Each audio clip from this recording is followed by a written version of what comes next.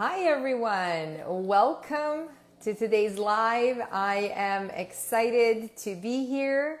I have a very special guest. I'm just waiting for her to join. And I think she is in the room. I'm just going to wait for her to send me a request and I'm going to bring her up.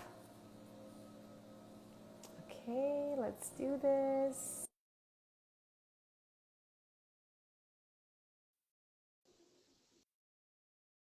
We are going to talk about teens and money today. Hi, Shannon. Hi, how are you? I'm good. It's so great to have you here. Thanks so Welcome. much for having me. I'm so excited. Wonderful. Okay, so I'm going to start just telling everybody a little bit about your book. Shannon is the author of this amazing book. It is one of the most anticipated books in 2025. It just came out. It's called Making Bank, and it is money skills for real life for teenagers. So if you have a teenager or if you know someone who is a teenager, this book is for them, and also this live is for them. We're going to talk about teens and money and how we can actually help them get better money skills. But first, I'd like to introduce Shannon. Shannon is a TV personality. She is a certified financial planner, life coach, chartered investment manager, best-selling author. This is not your first book. No. You have a few more. Yeah, for number 4. Yes. Founder of award-winning New School of Finance. And I'm so happy that you're here. Welcome. Thanks for having me. I'm so excited to be here. This is great. Wonderful. Okay, so let's just dive right into it. I was reading this book and I really enjoyed it. And what's really cool about it is that the way you wrote it, it's more like a dialogue really between you and the teenagers described in this book. And tell us a little bit more about your writing style and why you wrote it the way you wrote it and how that came about. Yeah, the whole thing started like organically, really. I run a company called New School of Finance where I give financial planning advice. And a lot of my clients who have teenagers were like, will you meet with my teen? Because they just like were fighting about money and can you just help? They just got their first job or whatever. So I was like, okay. And then I started working with teenagers through that lens. And I realized really quickly that like this generation of teenagers has a whole new slew of obstacles that we didn't have. And so like, of course, there's going to be conflict in the house. Parents are really worried about them. And then I was like, oh my gosh, I can help in here. And so that was where the idea for the book was born. And then once there was a book deal, I got 2 years I spent working with teenagers, interviewing them, working with them while I was writing the book. And so that's and I really, one of the things that was very clear to me when I was working with them is that reading it like a textbook in class is like boring, and not boring, but it just doesn't stick in the same way. So that's why I wanted to create the characters. And so the book is based on like 4 characters who are based off of the teenagers I was working with. Wonderful. Okay, so let's dive right into it. So you're also a mom. And so as a mom, I know your kids are not teenagers yet, but what would you tell teenagers about money? Like, what are the 5 things they can do with money? Yeah, I think, well, I mean, the book is broken down into those 5 skills, right? And this comes from just 20 years on the front line of financial planning, where it's like, it doesn't matter if you're rich or poor, young or old. These are the 5 skills that every human being needs to know how to manage their money so they can like be okay, right? So the book is broken down into those. So it's like knowing what you make, so like tracking your income, knowing the habit of saving where you actually get money and then you put some aside and don't spend it. That's a habit that young people need to start practicing. And then living within your means, which is like budgeting, and then enjoying your money and not feeling guilty or shame, and learning how to talk about money confidently so you can have a great relationship with it. And then lastly, growing your money, which is like investing, and you know all about that stuff, right? Like how to actually make it work for you. So the book takes everybody through those. But what was really important about that for me, like as a parent, and like what I would tell my teenager, and what I was really struck by with this cohort of teens and the ones that are coming up underneath, is that it's never, so like, it's unprecedented what's happening. This is an entire cohort of kids who have never seen money before because they've grown up with parents tapping their credit card. Whereas like when I was a kid, I watched my parents on Friday with a bank book get money out and then pay the pizza person $20.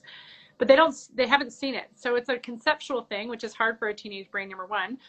Just like it feels long-term, it's not physical. It's not the same physical attachment, sometimes during the allowance years, but not generally.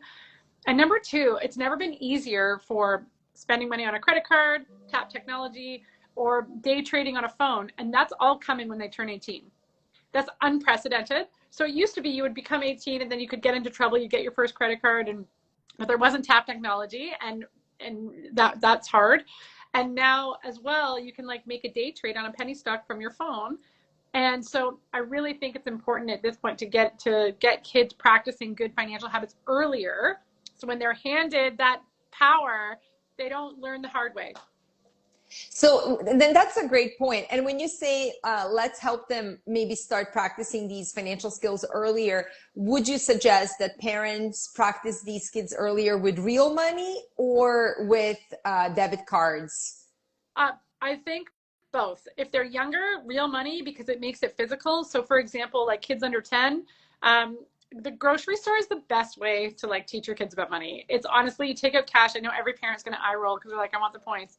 But if you think about it more as like an exercise that you're doing with your kids versus like changing your financial habits. So you take the money that you need and you're like, hey, this is what we have. This is our grocery list. Make it a math problem. What can we get? And then when there's fights over convenience foods or like treats that they want, you can show them the trade-off, right? If we do this, we can't do this, and we need this. Like, it's just about talking about it in a way that's less emotional, because what's happening and what I've noticed is that, let's say that a teenager wants to spend $80 at Sephora on primer, and the parent's like, you're 14, you don't need that. That's so stupid. And like, they're trying to help, but by accident, their own money stuff is coming out, their own value system's coming out. It's not productive. Everyone's fighting about it. And so I think the earlier you can start with physical cash, that's better. But then when they get older, you have to use debit. You have to use these things because that's the real life, right? So then you can help them practice these skills in the digital world before the stakes are too high, where there's real credit card debt and actual cryptocurrency purchases. Not that crypto's bad, just like it just has to be understood, you know? And so we need to practice this earlier. I don't think a book like this was important 10 years ago, and I think it is right now. Yeah, and I think it's a great point what you're saying. Like, they need to practice this. And I still get messages from parents who say that they only deal in cash. Some of them don't even have credit cards. They very rarely use their debit card. And so I say that's fine. You know, those are your values, and it's okay to have those values. Like, you just believe in cash, whatever. Yeah. But I feel that if you're not teaching your kids how to handle credit cards and debit cards and these invisible transactions, yes, you are actually doing them disservice, because you are not preparing them, you know, with skills that they will have proper sufficient skills to deal with what's coming at them as they get older. Totally. It's unprecedented, right? This is new, and some places aren't even accepting cash anymore. That's, you know what I mean? And like, it is the way it's going. And so yes, I do feel like that sort of digital literacy with money is necessary, because a lot of the teens I was talking to, it's just like, it's really conceptually hard to live within your means when you never have the money in your hands. It's all your neocortex, logical brain all the time. There's nothing that's physical that can act. Like, if you have $100 and you spend 40, you can physically see that there's less, but that's all in the digital space now. So I really think it's important that they hone these skills earlier. Right. And so let's start with the first skill, which is tracking the money. So yeah, how can somebody who has, maybe not even a teenager, but what can parents teach their kids about tracking their money? Yeah. And I think most people jump right to tracking your spending on this, and that's important too. But this first skill is more about tracking your income. And here's why.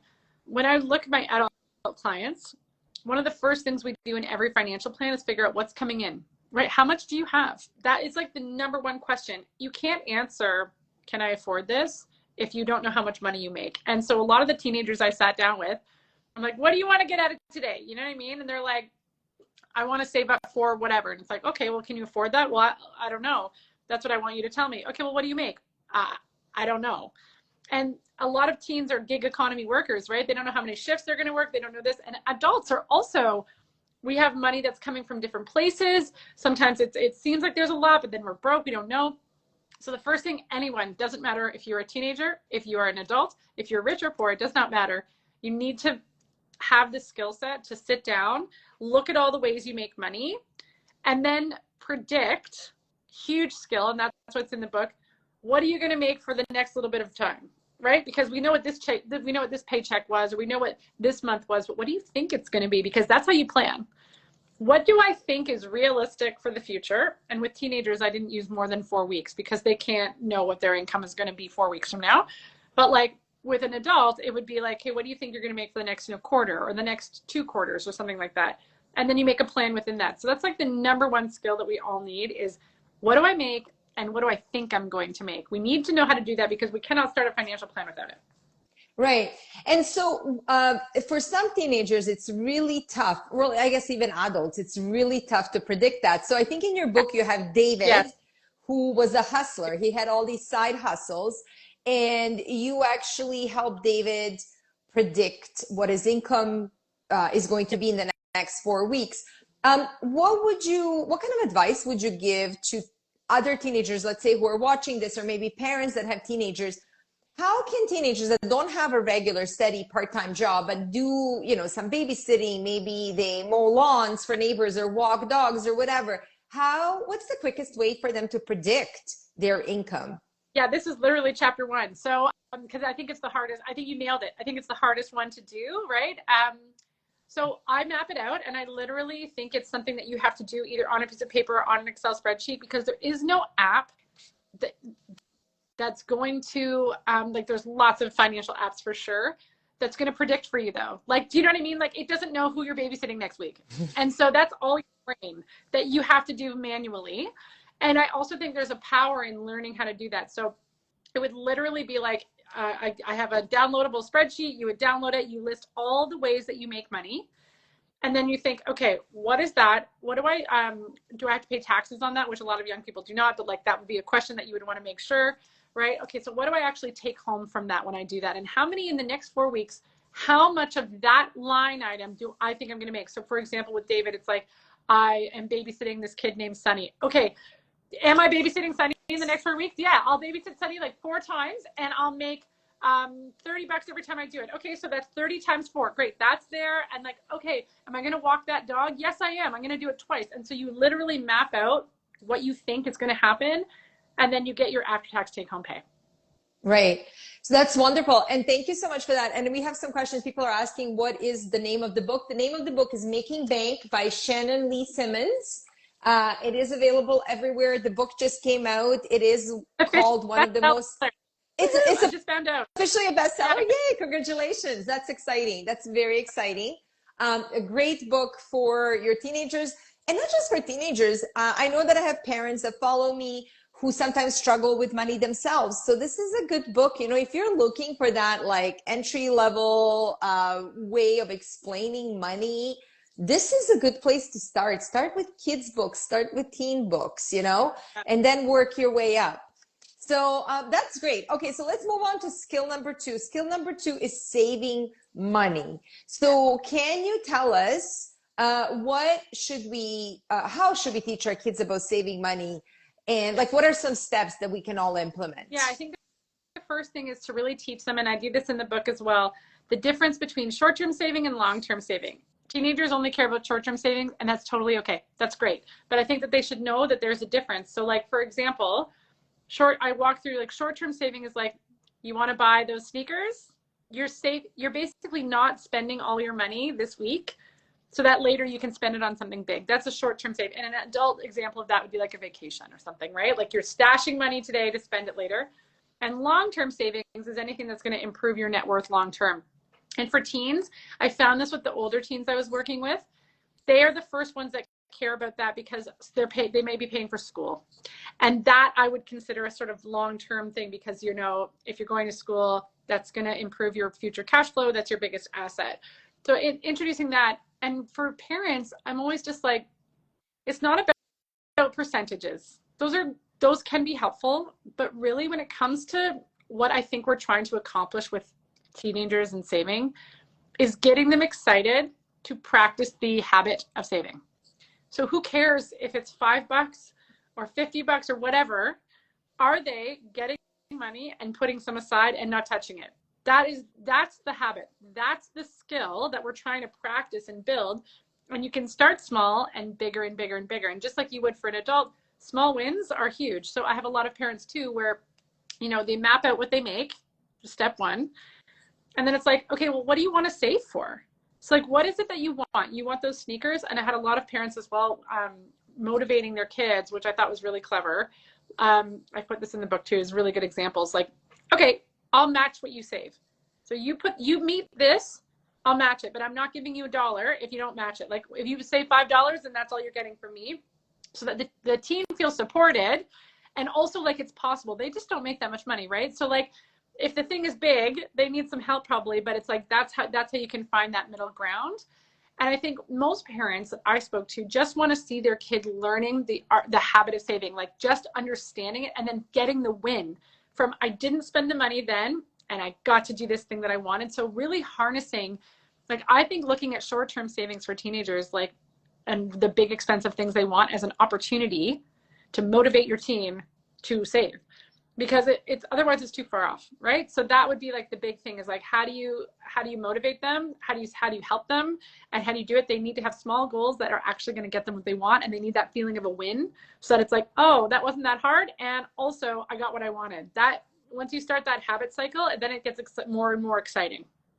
Wonderful. Okay, so what I gathered from this, and I just want to recap for everybody, a couple of ways to excite them to save is getting them, if they have smaller goals, getting them to delay that gratification, and when they actually reach that goal, considering that as a win and getting them excited about it so that they know that they can save for it and just feel really excited about it.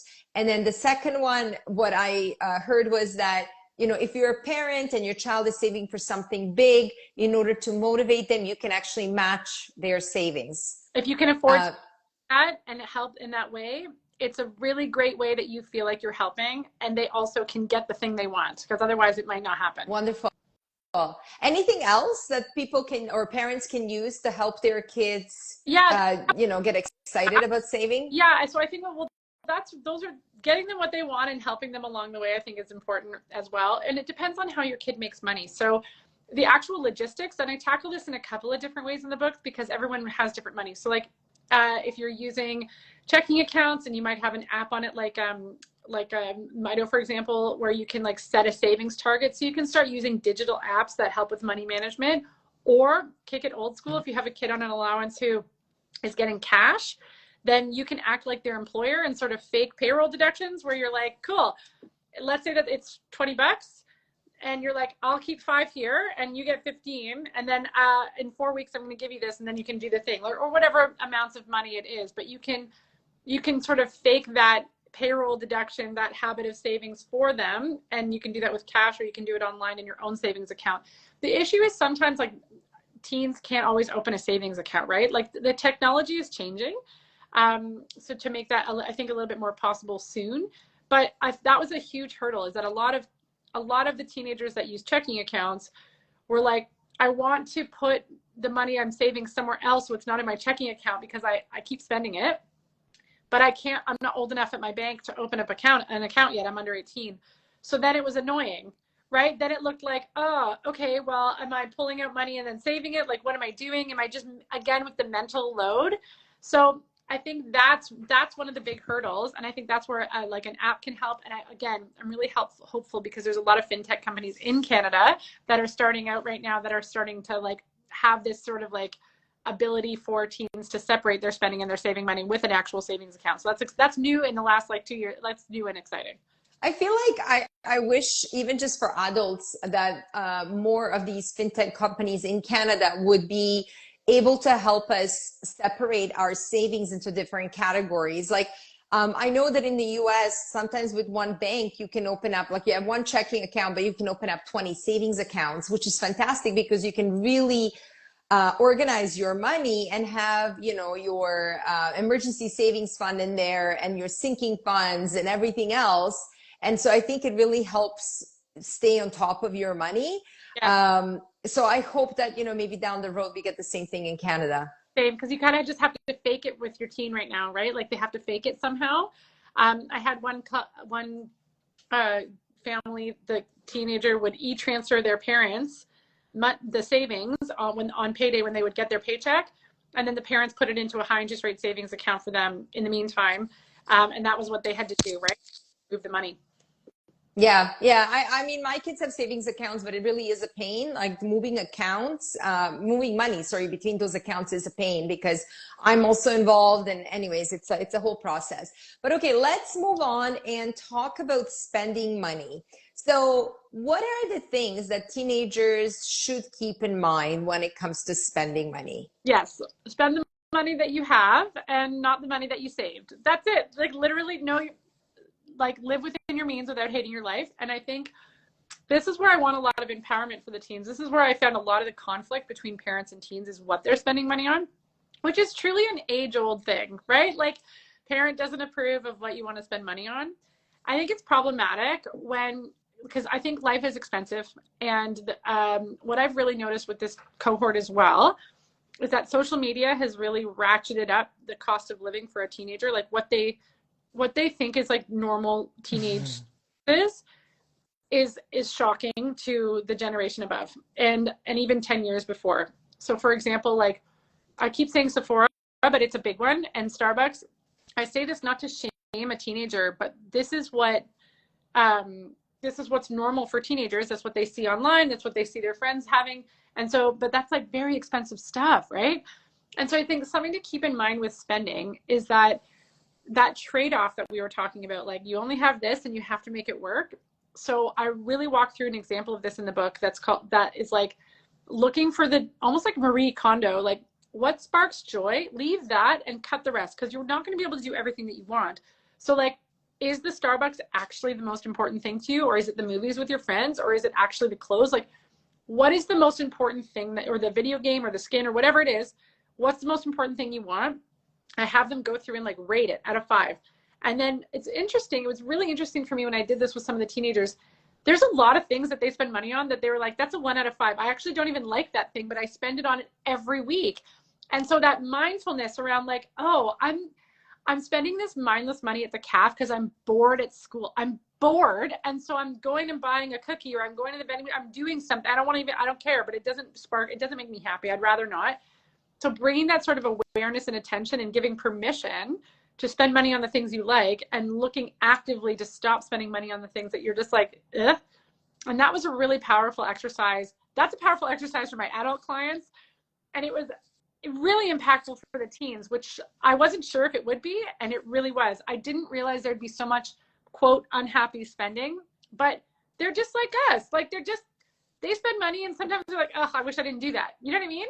So mindfulness is a lesson that we can also start practicing when we're younger too.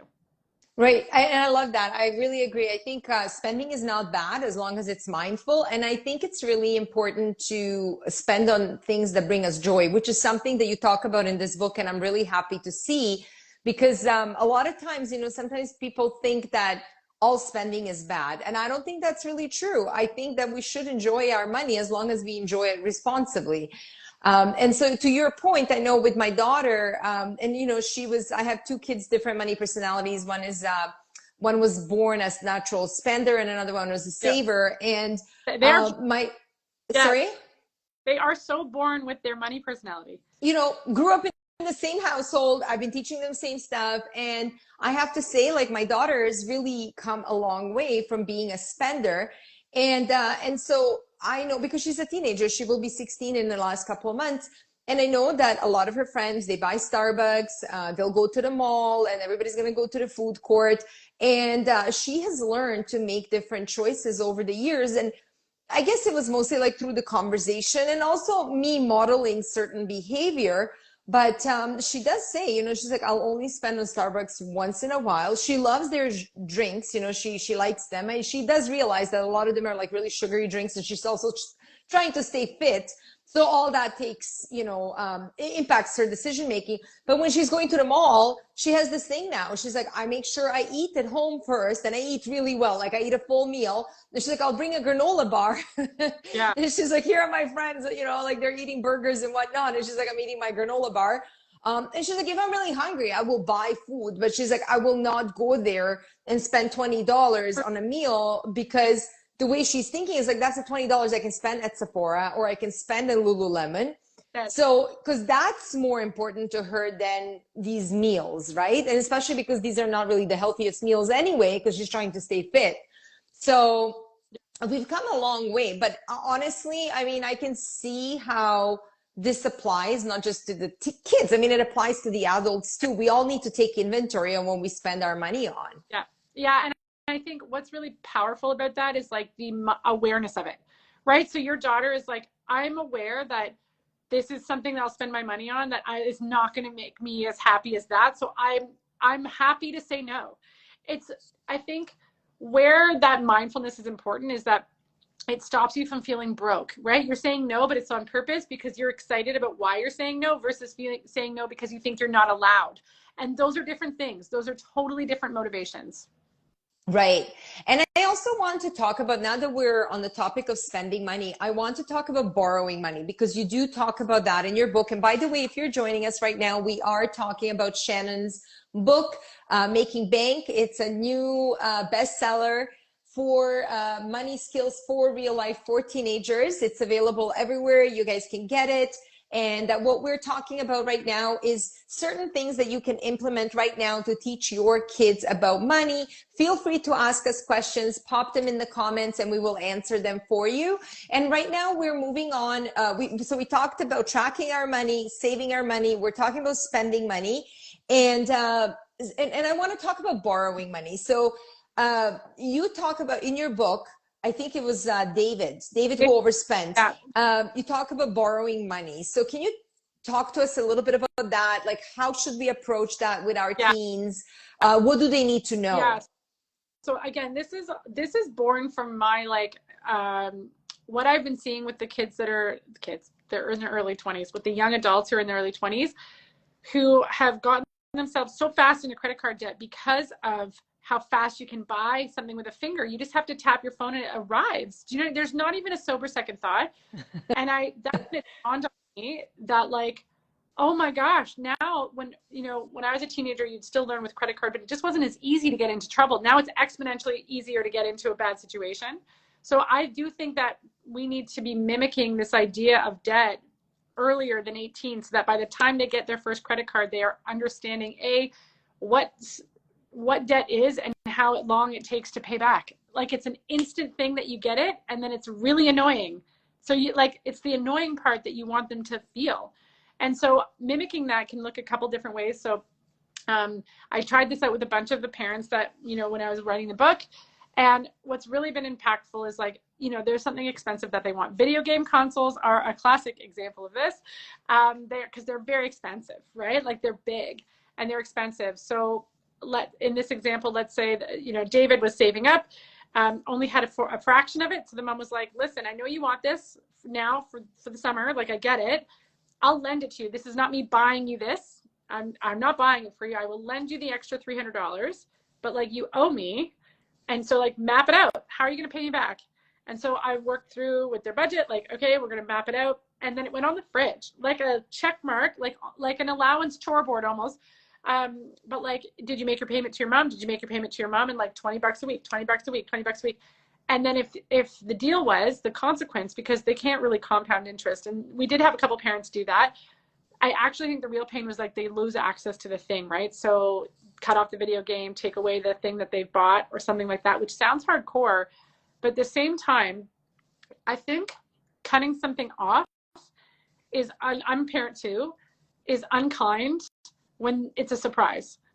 If this was an agreed upon deal and there's been plenty of opportunity and chances, hey, you missed 3 payments, it's gone, or like whatever, and it's agreed upon from the get-go, I think that's actually just a follow through on like the lesson you're trying to do versus something feeling like unkind. Do you know what I mean? And so So I feel like that if as long as everything's mapped out from the beginning, we can fake credit card debt with our kids, have real consequences, and teach them just how annoying it is. Because one of the things I learned with the teens that went through this was they were so frustrated. The first few weeks it was easy, but then it was like they were so frustrated as how long it took. So say, okay, well, I'm going to give more to my parents to speed things up. And then they had no money, right, to like spend on lunch. And that is such a real life example. It's like everyone's fine with debt at the beginning, but then it takes time and it's annoying and it steals your cash flow. And so like you can't wait till you get that back and you got to see it through. And like that is really good learning. And so I think that is like the awareness. So again, it's not about saying debt is bad, run away from credit cards. It's like know how to use one responsibly. Right.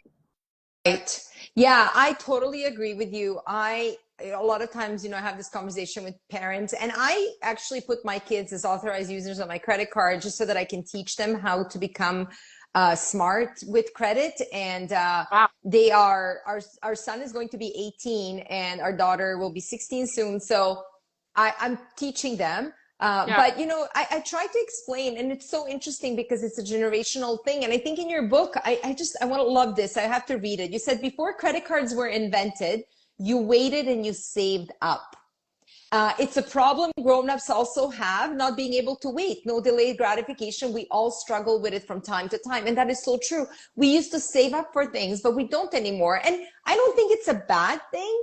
It's just that you have to know how much credit you can take so it doesn't mess up your life later on. And for those of you who are joining us, we are talking about Shannon's new best-selling book called Making Bank, Money Skills for Real Life for Teens. So if you have teenagers or if you know someone who does, this is an amazing book. It's available everywhere. And if you have any questions for us, feel free to pop them in the chat. We are talking about different things that you can do to educate your kids to be money smart. So yeah, I mean, I think the credit cards is, I don't think they're necessarily bad.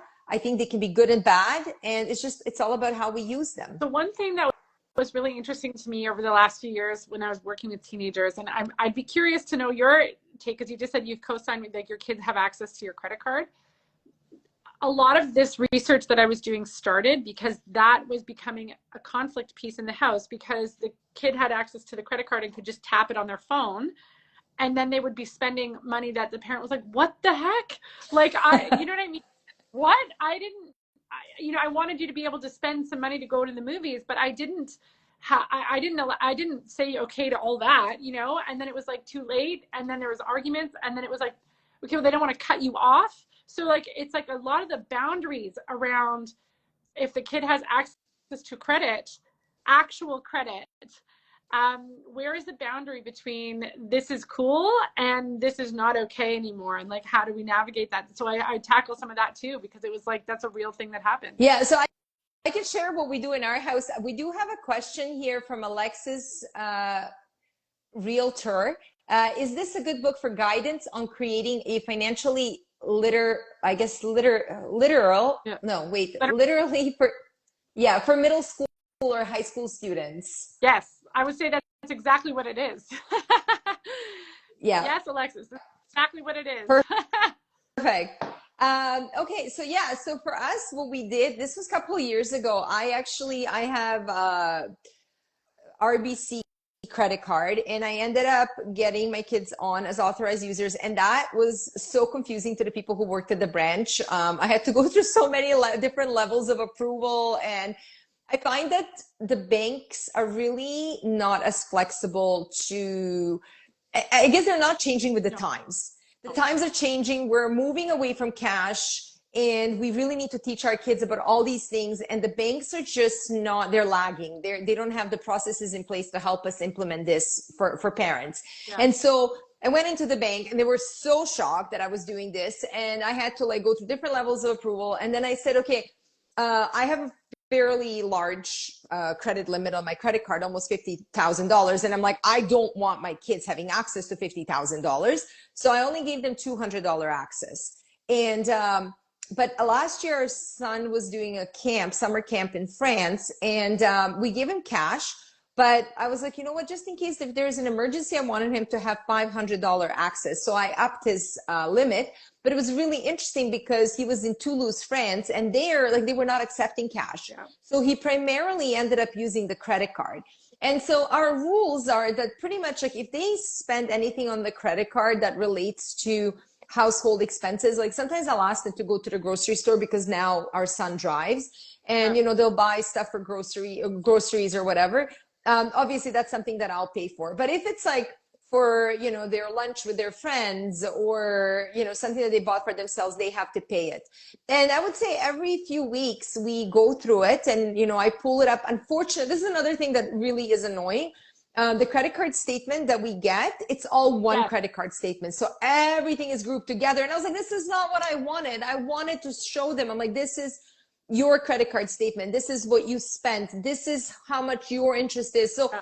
I mean, it's okay. Like, we're going through it and I'm explaining, like, this is the interest rate that you would have to pay if we don't pay this off on time. This is the minimum payment. This is what minimum payment means.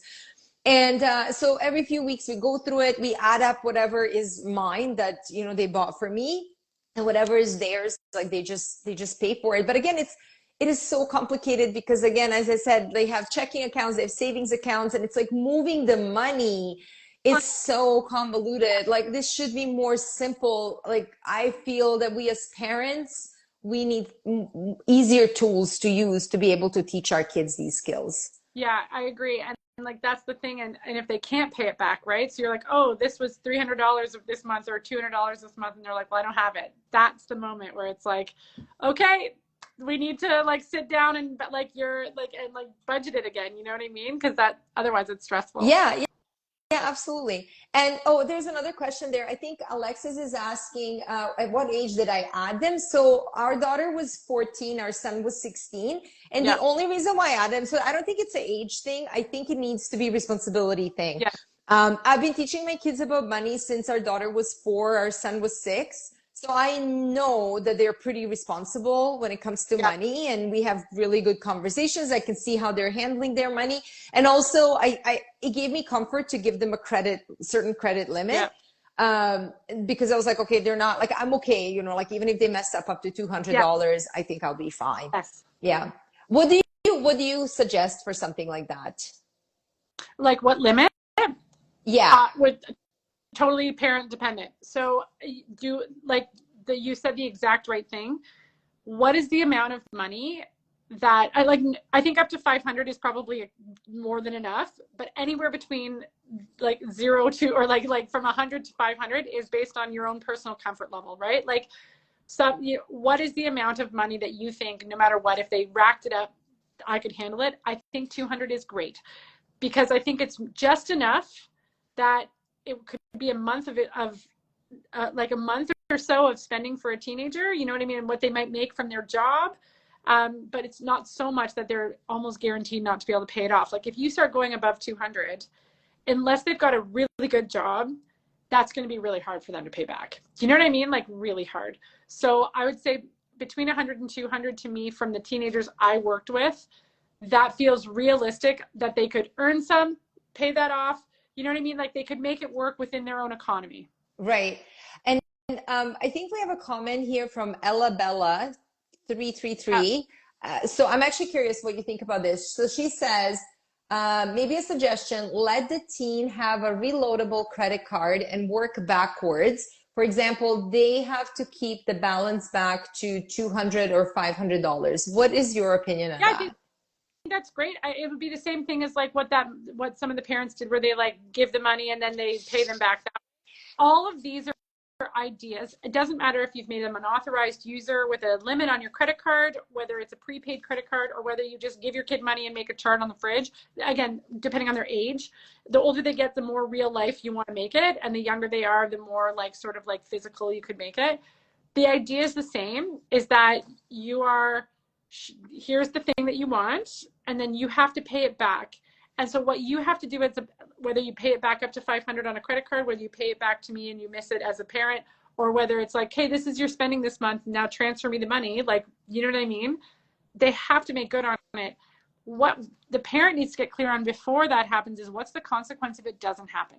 That is where money conflict happens. So if everything is working out, then there's no issue, and that's fantastic. But that's not always going to be the case. And so I think you can help to avoid that in certain ways by making it like an amount of money that they can realistically pay back, right? Like, again, 500 would be very hard for a lot of the teenagers that I worked with. It would take a long time to pay something like that back.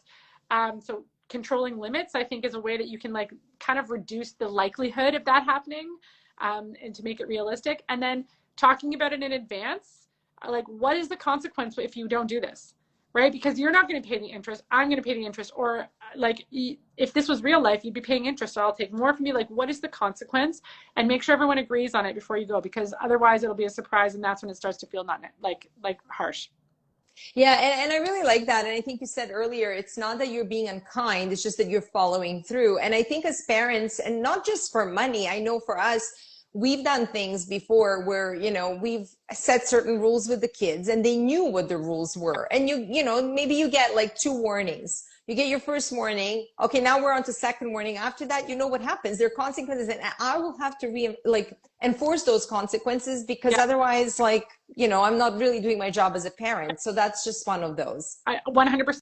And I think that that's our job as parents with everything, even with little kids. Like, you know what I mean? Like, you follow through on what you said. So just making sure that, and again, that's probably like more of the part 4 of the book, which is like the enjoyment part, is like really knowing how to navigate those productive conversations about money without it being heated, and like having it, you like help your teen or your tween sort of see you talking about money in a way that is not in a way that's like flustered and emotional and like full of your own values and charged, because that's how we kind of pass on our money baggage to the next generation, is like, you know, is how we talk about money, is they're picking all of that up. And I feel like teen and tween is exactly when they're ready for it, because they've got their own money, and now you're conflicting because they're buying their own stuff, and you're not necessarily like the only source of money anymore. So there's room for shame, there's room for judgment, there's room for disagreeing, and so that's where I feel like those conversations can really help.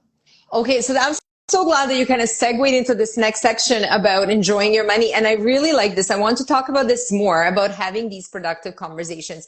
So can you give us an example of what that would look like with a teenager, like between a parent and a teenager? Yeah, I guess it depends on the conflict, but like one of the things that I found a lot of sort of that I would help negotiate with between people, first of all, I think having a reason, like, obviously I'm biased, but like having a resource like the book or like your stuff, like, it's not a parent, it's somebody else, it's something else talking about it, and you're doing it together. And so what would happen is, so let's say that somebody was spending on the parent's credit card way too much, they couldn't pay it back, you know what I mean, and that parent is frustrated.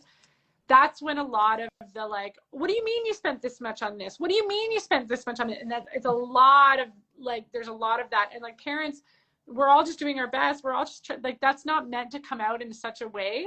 But one of the things I always say to check in is like, would you say this to a friend? Just like, and if you would never, then it's probably like something that's passing on a lot of judgment onto your kid. There's other ways to say it, right? Like there's other ways to do it. So I think that number 1 is just checking in with yourself and being mindful, even if you disagree. And number 2, you're allowed to stop allowing them to use your credit card. So one of the ways that I have that was really impactful to get kids to read the book too is like, if this is a continued thing. So again, 3 strikes, right? Not out of the blue, not nothing, but like, if this keeps happening, I'll cut, like, it's done. We're both going to read this book, or we're both going to do this thing together. And then we're going to utilize the tools to reestablish boundaries. So it's not like we're cut off forever. It's a pause. We're pausing your access because you keep doing the thing that we're trying to avoid. You've had 3 things. So we're going to pause your access. We're not cutting you off. We are pausing your access. You're going to read this book. I'm going to read this book. And then we're going to work through the stuff together so that I can so we can re-engage with it, and and you feel more confident that like you can do it, and like just kind of like reestablishing boundaries. So I think sometimes if there is a third-party tool, it can help take the sting out of it sometimes. It's also motivating for the kids to read the book in the first place, because not every teenager is a keen teen. So that can be a really good motivator as well to do that. So I think it's that. And I walk through the actual steps, like And I make a joke, and I don't know if you read this part in Oliver's chapters, but it's like, make sure everyone is hydrated and has had food. Like, I'm not kidding when I say that. I say that to my adult clients too. Like, don't just spring a money conversation on someone out of the blue, especially a teenager.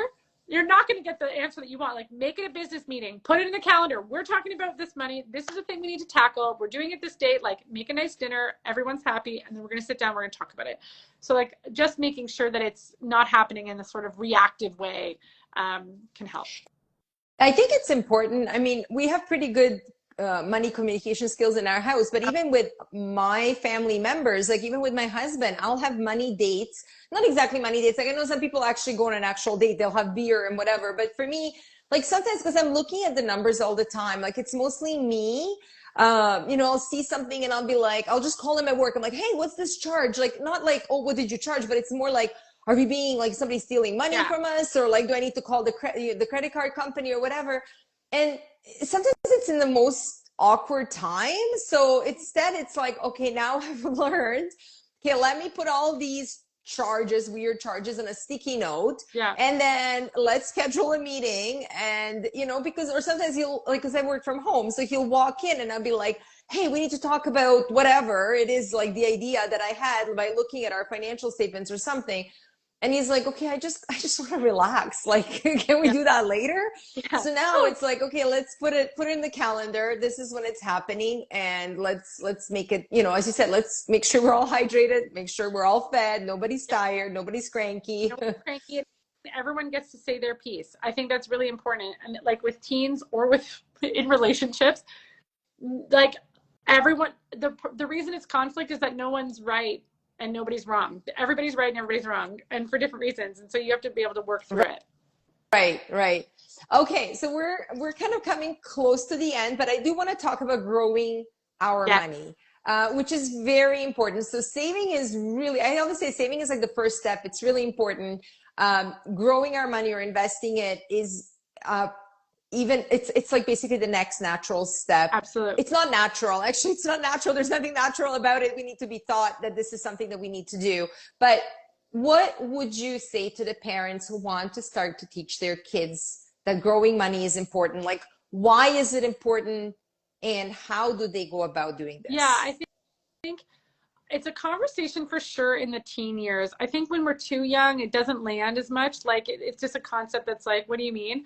But I've been finding that and like you're a great example of this. I find there's so many good content creators. There's also some that are not out there talking about money and with teenagers. And a lot of the teens that I was starting to follow some of these like financial educators online or financial influencers as well. And so they have questions like there's like an introduction to investing that's already happening. So that's an opportunity for parents right there, because I did find, you know, if they're watching Wall Street Bets, like that's not a great example of investing, right? Like where people are YOLOing on stocks and putting their life savings on a penny stock or like trying to pump the market. So I think number one is if you have a kid who's already asking and interested in it, like follow who they're following and see if it's somebody who's actually giving financial education or if it's somebody who's like you know, really promoting this sort of like pump and dump stock trading and like the really extreme risk tolerances. So find out. Number two, something that's been really impactful is another way that parents have been motivating teens to read it. It's just so funny because I've never had to motivate people to read my books before, which is hilarious. Is a couple of examples was like one mom who she was like, hey, you're interested in investing? Read this book. I'm going to put $100 into an investment account and I'll trade. You pick whatever companies you want and I'll trade on your behalf. And we can watch how boring it is together. We can watch, not boring, but like how normal, like it go up, it go down, but we're not taking a long shot on a penny stock. You know what I mean? Like we're like pick whatever companies and we'll watch it together. And I think that is a really cool thing if you can afford to do it, even $50, like to allow your team to see money going up and down on a daily basis over a period of time. And it's so different than that maybe the sort of desensitization or shock that they're seeing online with some of those like YOLOing stuff where it's like people double their money in 2 days or like they lose everything. It's like, it's a much more realistic view into what investing means and what investing is and how you do it. So, and you can get them excited by them picking the companies, like, oh, you like this company, or like, oh, you think that brand is cool, like, you know, you like your Adidas or your Nike, like, great, like we can do that. So that has been a really cool way to introduce and let them see it in real time versus it just being like this conceptual thing that happens. I know some parents have asked, like, should we share our own investment accounts with them and let them see it? And like, in a perfect world, yeah, full transparency would be great. I don't think a lot of parents are comfortable doing that. So you can fake it in a small controlled area that they have a say in what happens in it. And that can be like a kind of a fun learning thing for everyone. Yeah. I really like that, especially because we've done something really similar. And I know, as you said, like maybe not everybody can afford to spend $100 and say, hey, let's just use this money and invest so you can actually see how this works. And especially because you're like, it's not like they're really researching those companies or maybe like looking at the financials. They don't really know anything about it. It's an experiment. But so like we've done stuff like that because sometimes kids are too young to actually learn some of those like important things like the ratios and like look at the financials. And like our kids are very, very little. We've done something similar. Our kids were very, very little when Roblox was going public. And at that time they were actually playing Roblox. And it was like, I was like, you know what, we're going to put some money in Roblox. I know that, you know, this is IPO. So whatever price we get it at, it's probably going to be too high. We're probably going to like lose some of this money, probably not all, but some, and that's exactly what happened. But leading up to this IPO, there was so much excitement in our house. And we, you know, like we got to explain to our kids why companies go public and how that happens. And, you know, the morning off, we were so excited and we ended up purchasing these shares. And you know, they actually ended up going up in value for a bit, for a few days. And then, of course, they started crashing. Yeah. And then they've held them for quite a few years. And we just sold them recently because they're like, you know what? They lost about 40%. So, but we didn't put that much money. I think it was like maybe $200 altogether. Yes. So, I mean, yeah, like it was okay. This is the thing, and I talk about this especially in the Oliver chapters. Like, I think that with cryptocurrency and the appetite for risk, that just abstinence is not the answer. Like, don't do that is not the answer. Because what if you're wrong? Number one, no one knows. And number two, that's just going to make someone want to do it more. So I think when you're teaching your teenagers about investing, allowing them to even put their own, like, fine, I'll open this account. You give me $50. You give it to me and I'll put it in here, whatever. And then you can pick whatever, if you, like, that's fine. But I think allowing them access to watch something go up and down, but using an amount of money that if it goes to zero is not going to harm anyone, I think is the key piece, right? So go enjoy, but don't use an amount of money that if it doesn't ever come back, you're fine. Do you know what I mean? Like, that's the lesson. You're fine. And I do the same with my adult clients who are really like crypto currency curious. I'm like, go for it. Alternative investments have always been around. This is another alternative investment. It's the same with what I would say if we're investing in like commodities. Like, go for it. Use an amount of money that is like it's not your whole portfolio, and use an amount of money that you're using as a hedge against standard.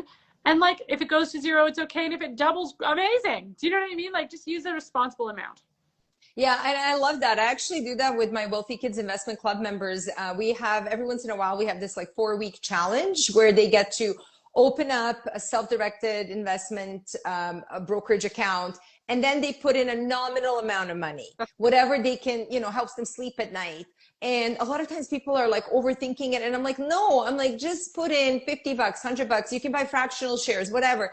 Just do some things so that you know that A, you can open up a brokerage account. It's not that difficult. Yeah. And B is that you can buy shares and it's not that difficult. And, you know, see what happens. See if it goes up, if it goes down. But at least like it's empowering because I find that we're always intimidated or we're scared when we lack education. Yeah. And so this is a good way to educate ourselves. Yeah. I completely agree. Educate and practice in real time so that when you're wanting to do it in a real way, you feel confident and competent. Like, because we all like, you're going to be learning for the first time, like with real stakes. So let's learn earlier. And then when the stakes are actually real for you, you feel comfortable. Right. And so we're coming to an end, and I just want to quickly tell everybody we are talking about Shannon's new book, Making Bank. It's a bestseller, and it's a book for teenagers, money skills for real life. You can find it anywhere. And we're going to be wrapping up. So if you have any questions for us, please put them in the comments below, and we'll make sure that we answer them for you. Shannon, before we wrap up, so my question to you is, what do you prefer to invest in? Like your personal portfolio, ETFs or stocks, individual stocks or bonds, I guess? I have both. So I have a main portfolio that's in like a robo-advisor, like ETF portfolio that sort of like does its thing. And then I also have self-directed accounts where I play. So that's where like, that's my, like, I love this story, I love this story of this company, this, that, and the other. And so that's where I'll sort of do that kind of investing and stuff like that. So I hit both. Okay. Okay. Yeah, we're similar. Yeah. Mostly I think for us, most of our portfolio is in ETFs, but I'm actually curious because this is what you do day in and day out. So I was just interested to see what your opinion is on that. Well balanced, low fee, diversified portfolio. It's just like, there's only so many ways to slice a pie. It is really, as long as you're diversified and you're not overpaying, it's like wonderful. Great. Okay. Any last words for anyone who is thinking of getting this book for their kids, or, wants to start teaching their teenagers about money and haven't started yet? I think anywhere from 10 and up is amazing. It's ideal between, like, I'd say grade like 6 to grade 11 is like the sweet spot. But I have had a couple of people, like to your point earlier, who are like in their 20s be like, this is just a great primer on money. And I agree. I didn't expect that, but it is a good primer on just general finances. And so that can be that. But there are ways to motivate your kids. If your kid's excited about it, amazing. If you want your kid to read this, and use some of those motivations that we use, because I think if you read it and they read it, it can be a tool that can really unlock a lot of good financial habits in the household and give you permission to, like, it's not all on you anymore, to like teach them everything. Right. Amazing. Well, thank you so much for coming on and sharing your wisdom with us, guys. This is an amazing book. It's a bestseller, Making Bank, Money Skills for Real Life for Teens by Shannon Simmons. Make sure you get it for the kids that you love and teach them financial literacy. Thank you, Shannon, so much, and enjoy your day. Thanks, you too. Bye. It was so lovely. Thanks, Maya. Bye. Bye.